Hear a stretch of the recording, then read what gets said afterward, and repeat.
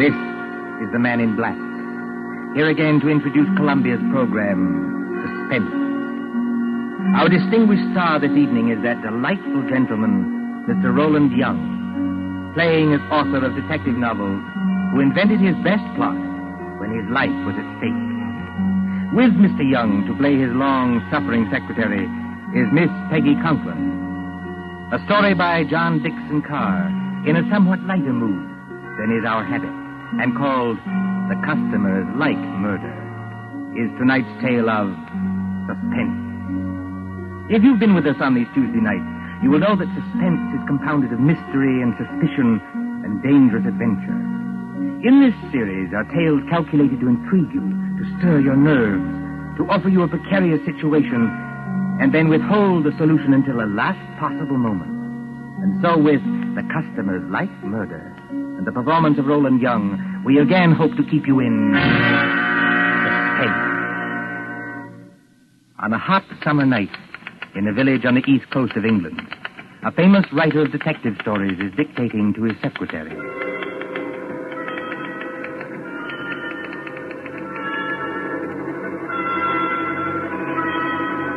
You have all heard of Mr. Gerald Hawkstone, celebrated author of Murder on the Woolsack, Aconite at the Admiralty, Who Shot the Prime Minister, and other thrillers which have held us past the midnight hour. You have followed the exploits of Pendleton King, diplomat detective. Gerald Hawkstone lives quietly at Deal with his friend Dr. Roberts nearby, in case he should need medical knowledge. And his pretty, if somewhat pert Canadian secretary, Miss Patricia Phillips. Gerald Hawkstone would be a happy man, even in wartime, if it were not for... You got all that, Miss Phillips? Yes, Mr. Hawkstone. Good. New paragraph. Yes, Mr. Hawkstone. At the head of the great banqueting table, comma, the Lord Chief Justice staggered to his feet, full stop. His face was a ghastly whitish color, and his eyes had become glassy. Is he drunk, Mr. Hawkstone? No, Miss Phillips, the Lord Chief Justice is not drunk. Sounds pretty cockeyed to me. For your information, Miss Phillips, the Lord Chief Justice has just been poisoned with curare because he discovered the identity of the master criminal. Is that clear? Yes, Mr. Hawkstone. But I wish you wouldn't do it. Do what? Well, in the last 4 books, Mr. Hawkstone, you have shot the Prime Minister, killed the Lord Chancellor with an axe, poisoned the Home Secretary, and blown up the First Lord of the Admiralty. Why don't you stop picking on the poor government and murder somebody else for a change? The Lord Chancellor, Miss Phillips, was not murdered with an axe. No, Mr. Hawkstone? Definitely no. He was beamed with the Great Seal and found dead on the Woolsack. And there's another thing, Miss Phillips. Whether you talk like this because of a dense vacuum in what we will charitably call your mind... Really, Mr. Hawkstone? Or whether you are really making out what you might define as hot cracks, I don't know. But I don't want any more of it, do you hear? Just as you please, Mr. Hawkstone. Oh, Lord, where was I? His face was a ghastly whitish color, and his eyes had become glassy. Sounds like me. All right. A single choking cry escaped his lips, comma, and his body crumpled to the floor, full stop. New paragraph. With one swift stride, Pendleton King had reached the fallen man. He can't have done that, Mr. Hawkstone. Who can't have done what? Pendleton King. What about him? Well, on the last page, you had him sitting at the foot of the table. So he can't get there in one stride. Unless you want him to sail across the room like a kangaroo. There are times, Miss Phillips, when I should like to poison you with curare and dance on your grave. I was only trying to help. All right, change it, strike it out. With hardly a second's delay, how's that? Comma. Pendleton King had reached the fallen man, full stop. New paragraph, quote. I feared it, comma, close quote, he muttered, full stop. Quote. Note the rigidity of the muscles, exclamation point. Note the characteristic odor of curare, which... That won't do, Mr. Hawkstone. Why not? Curare hasn't got any odor. Now there, Miss Phillips, you've really gone too far. But I can't help that. It's true. If you will permit the small vanity, I am noted for the correctness of my medical knowledge. Who is murdering the Lord Chief Justice, you or I? You are. But you might murder him properly. Curare hasn't got any odor. I say it has. And I say it hasn't. Listen, Miss Phillips. I propose to settle this rather childish dispute by going next door and asking Dr. Roberts. Will that convince you? Ferrari hasn't got any odor. Anyway, the Lord Chief Justice wouldn't be mixed up in any such silliness as this. Silliness, eh? Yes, I said silliness. Read your evening paper. The Lord Chief Justice is sentencing some American gangster who got involved in a robbery over here. That's the sort of thing he really does. You're very fond of these gangster reports, aren't you? Yes, I am, because they're real. Real? Ha! Don't you say fa to me. Merely remarking, Miss Phillips, that with your usual ingenuity, you sidetracked the argument. I am going to see Dr. Roberts. That's not necessary, of course. My own knowledge of poisons is as great as that of any doctor. Dr. Fa. And finally, kindly don't say fa to me, either. When I return, Miss Phillips, I hope to find you in a better frame of mind. Please observe that I, at least, have been able to keep my temper. Excuse me. All right. Go on. See if I care.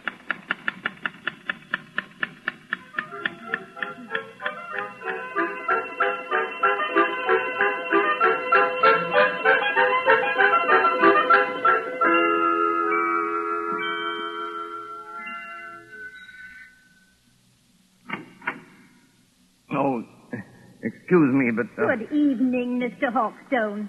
Good evening, Mrs. Roberts. May I come in? Of course. Mind the blackout curtain. My, isn't it hot and stuffy tonight? Rather close, yes. Is the doctor in?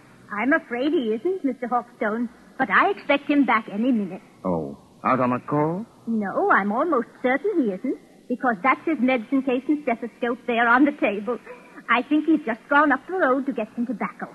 Do you mind if I wait? Not at all. But you will excuse me if I run along. I promised Mrs. Anderson I'd drop in there. It's her neuralgia again, and I'm terribly late already. Don't let me detain you, Mrs. Roberts. Go right ahead. I'm afraid you'll have to wait in George's consulting room. I've got most of the house dark so I could keep the windows open. You know which room it is? Yes, I could find it blindfolded. Oh, and I wonder if you'd take the medicine case and stethoscope and drop them in the consulting room. George is so careless. He lets them lie about anywhere. Medicine case? Stethoscope, yes.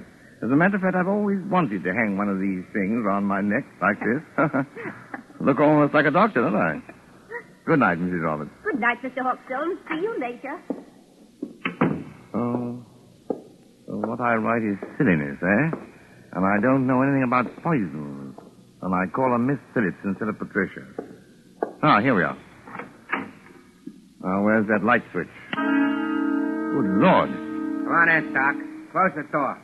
Who the deuce are you? You want to keep healthy, Doc? Just do what you're told. Come in and close the door. Is that by any chance a revolver you're pointing at me? Ain't no cigarette case. I'm warning you. Well, I'm hanged. I've done it 1,000 times in stories, but I never thought... Don't drop that junk you're carrying either. You're going to need it, Doc, when you come along with me. Come along with you? Where? Just to see a guy, that's all. To see a...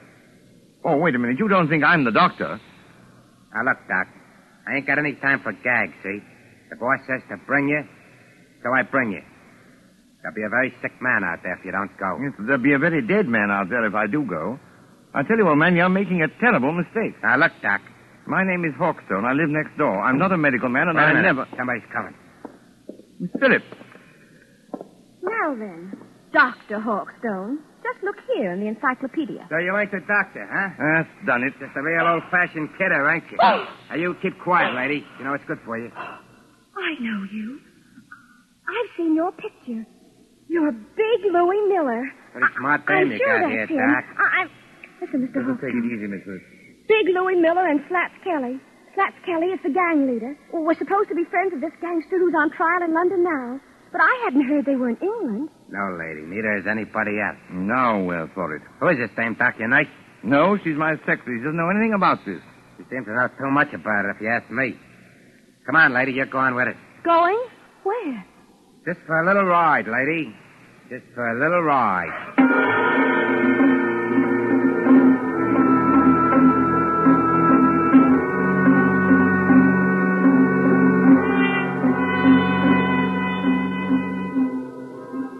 Far out from the village, in flat and miry swampland where pools of stagnant water gleam under the moon, stands the old Rutherford house. It is a desolate place, on the track of Field Marshal Goering's bombers when they crossed the coastline. But there are no searchlights here, and no guns. Only the heat on the glimmering marshes and the decaying, weather-boarded house as a motor car approaches. Drive straight ahead, Doc. Right around to the back of the house. Remember, I still got this rod against the back of your neck. As a matter of fact, Louis, I'm rather enjoying this. All except the murder. What murder? We ain't gonna bump anybody off. Maybe not you, old boy, but I am. Just wait till I get at your patient. I don't see how you can joke about this. I'm not joking, Miss Phillips. If Louis won't tell us what's wrong with the patient. Never you mind the patient, Doc. You just drive around here. Here, whoa. So? Right here. Oh. So this is the enchanted castle, eh? Climb out of here. Walk ahead of me over to that house. Come on, Miss Phillips. That's right, lady. You too. Come on. Hey, hold on, Doc. Grab a can of this cleaning fluid here. You can help me carry it in. Cleaning fluid? Yeah, there's 2 cans of it. If I can carry one, then I need my other hand for this rod. Come on. We ain't got all night. Get it out of the back seat. Professionally, this is a little out of my line of duty. What do you want with the cleaning fluid? The boss's suits get all messed up, so I clean them for him. I play nursemaid and everything around here. Come on now. Straight ahead. Stop asking questions. You got this place blacked out, Louis. If the police don't get you, the air raid warden will. Forget it, Doc. We got this place so sealed up, you can hardly breathe inside. In here? That's right, lady. Go ahead. I'll close the door. I can't see, old boy. Which way? Here. Set that can down and follow me. You too, lady. Right here, where the curtain's hanging over the door. Now, I want you to meet the boss. So I open the curtain like this. Howdy, Doc. Come right in. Glad to see you. I've been expecting you. Glad to see you, old man. I imagine you're the celebrated Mr. Kelly. That's me, Doc. Slaps Kelly to you. Glad to see you taking this nice and friendly. Louis, what's the idea of bringing in the dame? I couldn't help it, boy. How? She says nice, see? She was with him, and she knew who I was. She did, eh? I don't know anything. All I want to do is to go home. That's all right, sister. You'll go home all nice and friendly. As soon as I've had a little talk with the doctor. A talk about what? Well, we're not what you might call comfortable here, Doc.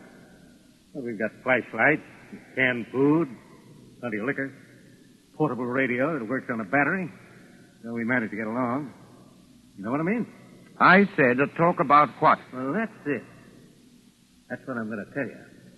We pulled a snatch, see? You pulled a snatch? He means they kidnapped somebody. That's right, sister. You speak English.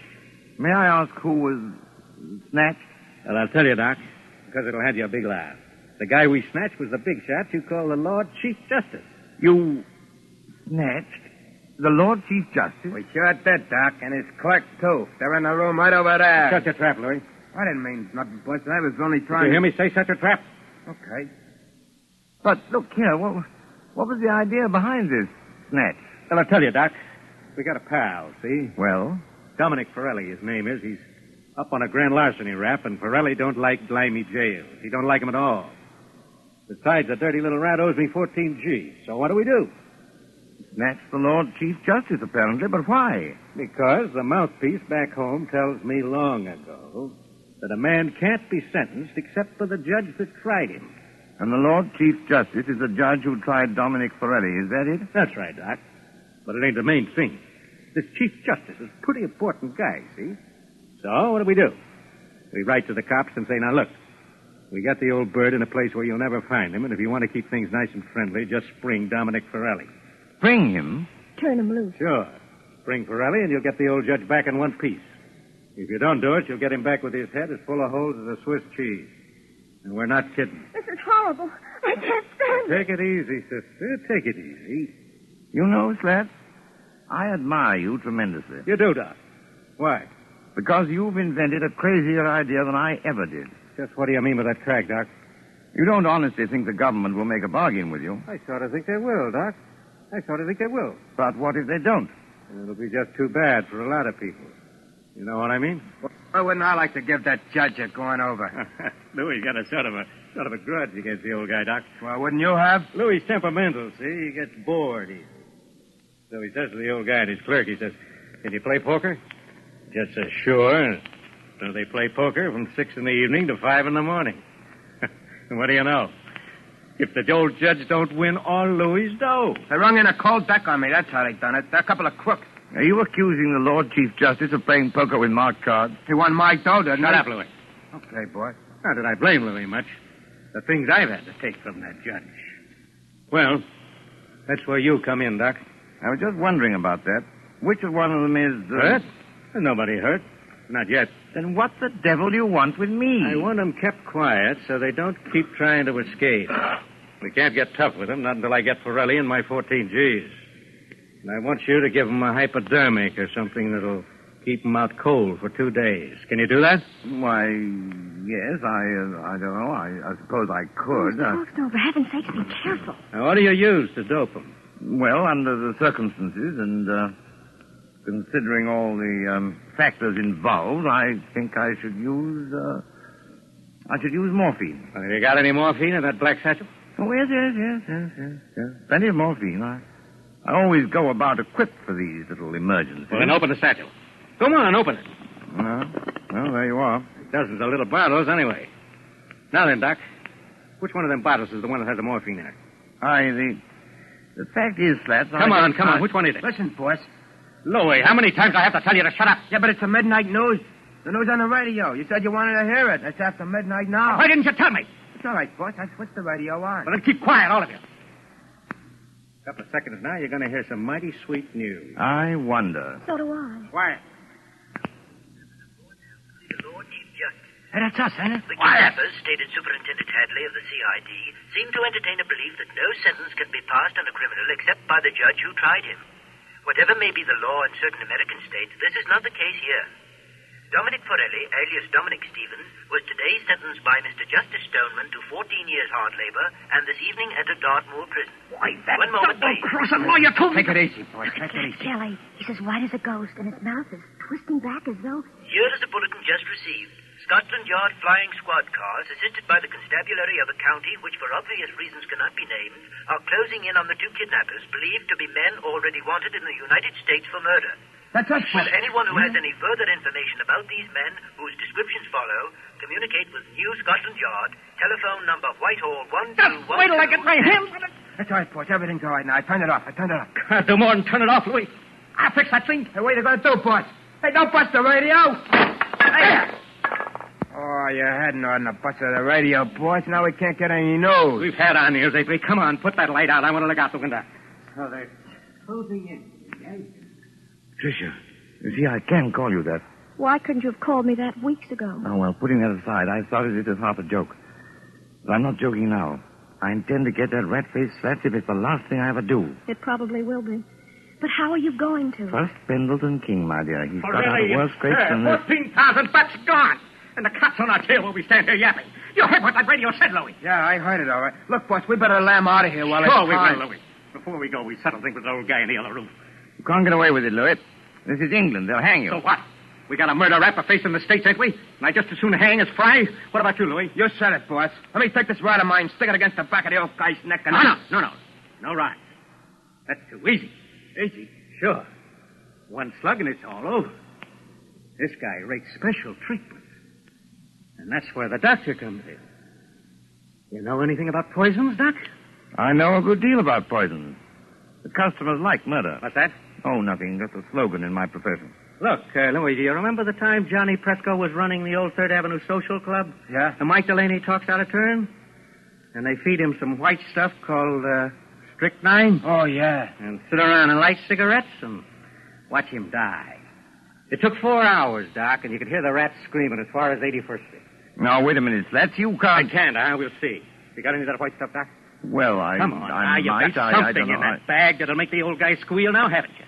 Why, yes, I suppose I have, but... Listen, get this sure. You can do it the hard way, Doc, or you can do it the easy way. Louis gets to work on you. Maybe you'd be smarter to hand the stuff over right now. What do you say? Listen, boss. Listen. What's the matter, Slats? Troubled by the heat? It is hot in here with all the windows sealed up. That sounds like planes. It is planes. British planes going over to put the heat on Germany? No such luck, old boy. German planes coming to bomb us. About a dozen Heinkels, flying 20,000 feet up. Mm-hmm. Very keen ear, Miss Phillips. I'd say not over 15. That's the first wave set. There'll be another wave in a minute or two. But you needn't be alarmed. They're going somewhere else. They only... Duck, Louis, duck! The way I heard you force them under the table already. Only a little visiting card set and fully a quarter of a mile away. Put out that light, Why Louis, and bother? pull that curtain back off the window. Yeah, but what's it? See what you can see. Okay. Do as I tell you, big luck. All right. They can't see a thing. The sky's as black as pitch. Oh, look over there. Well, what is it? It's a light, boy. Funny kind of a white light.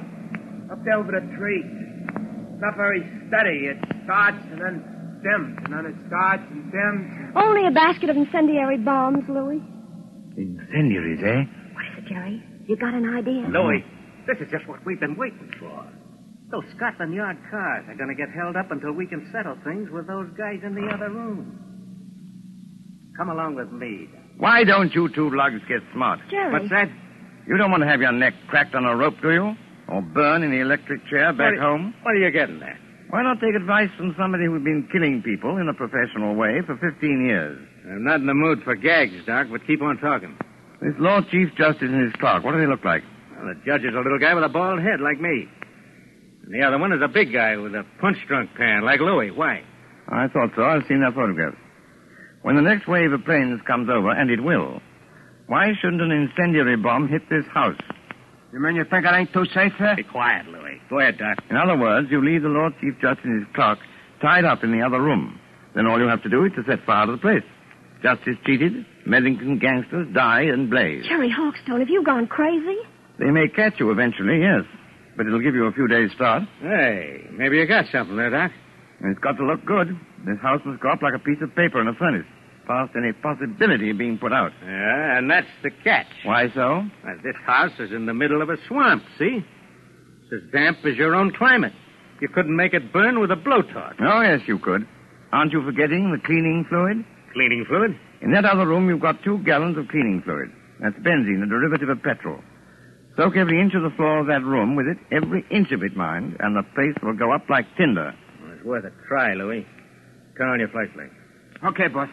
And, what about you two, Doc? Afterwards? We're accessories, aren't we?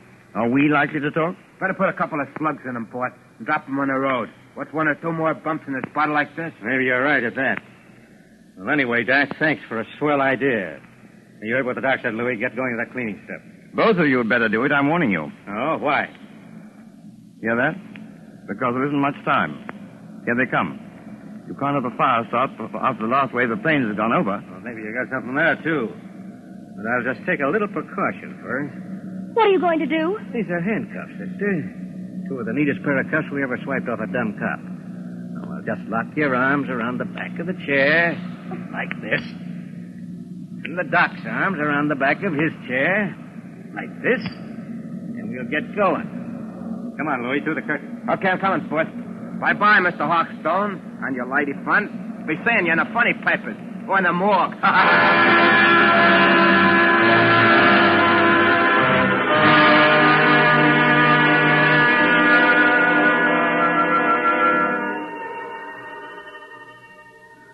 It won't be long now. They must have everything in there soaked with that benzene by now. Jerry, I know you can't be completely crazy. Many thanks, my dear, for the qualification. You're right. They have soaked the place with benzene. And if they strike a match before... I know you've got some kind of a scheme, but do you think it'll work? I don't know, my dear. I thought of it once for a story. Oh, you and your story. Me and my stories, as Louis will put it, may save our hides yet. But suppose it doesn't work. Then we're done for. What are you trying to do? There's a place you missed, boss. Listen, Tricia. It's not working.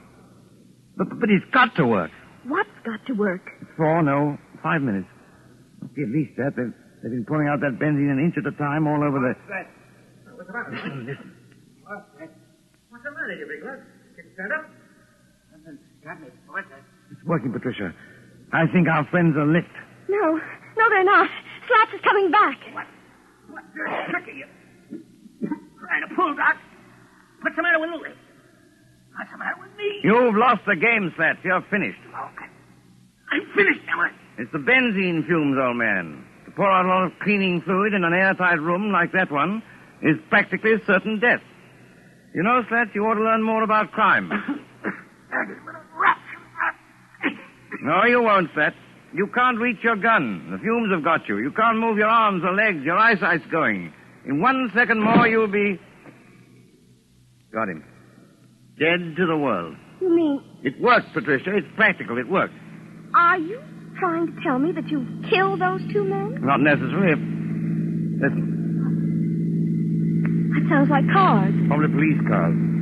We're just about to be sensationally rescued, just like fiction. Jerry. Jerry. Come on out of there. Come on in and get us, you lug. Don't talk like Louis or we'll get a bullet through the head yet. Yes, that is a thought. We're prisoners. We're victims. This way, please. Mr. Sergeant, and I was never so glad to see a uniform in my life. Here now. What's going on in this place? Louis Miller knocked out in that room? And blimey, if it's not Slats Kelly knocked out in this room. Just a couple of mugs I polished off, Sergeant, all in the day's work. You mean they're dead? They'll be all right if you drag them out in the open air. Oh, I recognize you. You're the writer who was kidnapped tonight. Yes, and you will find the other snatches in that room. But first of all, have you got a key that'll unlock regulation police handcuffs? I certainly have, sir, and I'll get you loose in a jiffy. Never mind me, Sergeant. Never mind my handcuffs. Get this lady free. She's the one I'm concerned about. You know, that's awfully kind of you. It's something practically chivalrous. Chivalry, my eye. There you are, young lady. Have you got your notebook and pencil in that handbag? You don't want me to take dictation now? The true artist, madam, takes no account of time or place. Are you ready? Yes, Mr. Hawkstone. Well, you admit now that my plot is practical. Yes, Mr. Hawkstone. Now then, The Income Tax Murder by Gerald Hawkstone, Chapter 1. But, Mr. Hawkstone, Just as Big Ben was striking midnight, a hooded face looked into the window of the luxurious study occupied by the Chancellor of the Exchequer. Full stop. The hooded figure chuckled as it softly lowered inside the window a large tin of cleaning fluid. New paragraph. The Chancellor himself was hard at work devising a new scale of income tax. but Mr. Hawkstone, that's a completely different story. I thought you were going to murder the Lord Chief Justice. Haven't you any professional taste? How can I murder the Lord Chief Justice when I just saved his life?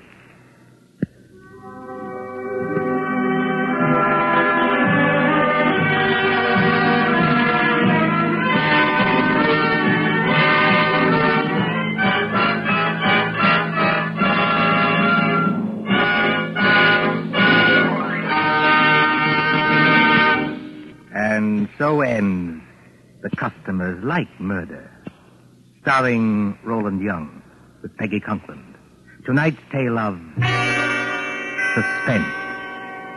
This is your narrator, the man in black, who conveys to you Columbia's invitation to spend this half hour in suspense with us again next Tuesday, same time, when our story will be The Dead Sleep Lightly.